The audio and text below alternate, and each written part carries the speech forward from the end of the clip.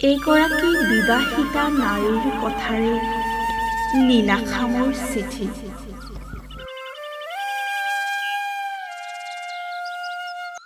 মৰমৰ সোণ, ভালে আছনে?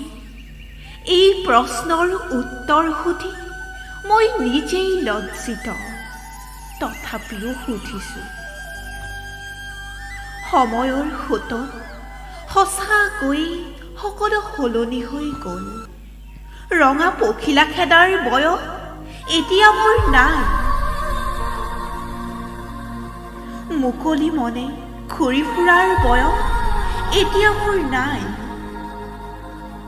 এতিয়া মাথো স্বামী, শহুৰ, শাহুৰ আৰু সন্তানৰ ঠেহপেচ মাৰতে দিনটো কেনেকৈ পাৰ হৈ গমেই নাপাওঁ। মা দেউতাৰ সুখৰ বাবে অচিনাকি এজনৰ লগত বিবাহ পাশত আবদ্ধ হৈ তোমাক হেৰুৱালোঁ। মই জানো নেদেখা জনে যে মোক কোনোদিনেই ক্ষমা নকৰে, আৰু সেই কথা মই ভালকৈয়ে জানো। কিন্তু তোমাৰ মৰমে মোক আজিও আমনি কৰে। এইটো নহয় যে মোক স্বামীয়ে মৰম নকৰে, তেওঁ মোক বহুতেই মৰম কৰে। কিন্তু তোমাৰ প্ৰেম সুকীয়া আছিল। প্ৰথম আছিল, আৰু সকলোৱে জানে প্ৰথম প্ৰেম কিমান গভীৰ।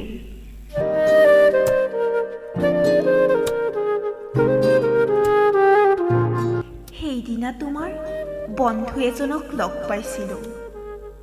কোৱা শুনিছোঁ তুমি হেনো আজিকালি খুৰাৰ বুকুত আশ্ৰয় লোৱা। এনেকৈ নিজক ধ্বংসৰ পথলৈ ঠেলি নিদিবা। নিজৰ নহলেও মা দেউতাৰ কথা এবাৰ চিন্তা কৰিবা। অকলশৰীয়া ল'ৰা, তোমাৰ কিবা হ'লে তেওঁলোকৰ কি হ'ব?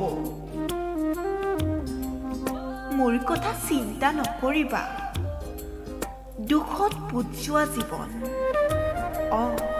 তোমাক ক'ব পাহৰিছিলোঁ, কিছুদিন পূৰ্বে মোৰ এটা ল'ৰা সন্তান জন্ম হ'ল। চকুজুৰি প্ৰায় তোমাৰ দৰে, দেখিবলৈ একেই। তাৰ নামো তোমাৰ নামৰ প্ৰথম আখৰটোৱেদিয়ে থৈছোঁ, কাৰণ তোমাৰ সৈতে পাৰ কৰা সোণালী অতীতবোৰ যেন পাহৰি নাযাওঁ। প্ৰথম বিবাহৰ কেইটামান ৰাতি তোমাৰ নাম লৈ জোৰ জোৰকৈ চিঞৰো। স্বামীয়ে সোধে, কোন হয় তেওঁ? কাৰ নাম লৈ তুমি ৰাতি চিঞৰি থকা? মই নীৰৱ হৈ তেওঁৰ কাষৰ পৰা মাথো আঁতৰি যাওঁ। কেনেকৈ যে কটালো সেই দিনকেইটা। কিন্তু তেওঁ ইমান বেয়া নহয়, বহুত ভাল। মোক বহুতেই মৰম কৰে, তথাপিও তোমাৰ সমান নহয়। পাৰা যদি এই বহাগত লগ কৰিবাচোন, তোমাক চাবলৈ মন গৈছে। সেই তাহানিতে লগ কৰা জৰিগছজোপাৰ তললৈ আহিবা। প্ৰাণ ভৰি চাম তোমাক এবাৰ। ৰাতি বহু পৰ হ'ল, স্বামী সাৰ পালে কথাটো বেয়া হ'ব। আজিলৈ সামৰিছোঁ।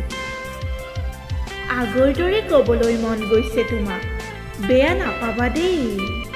ঐ ল'ৰা, জৰিগছজোপাৰ তললৈ আহিবি, নহ'লে চাবি কিন্তু।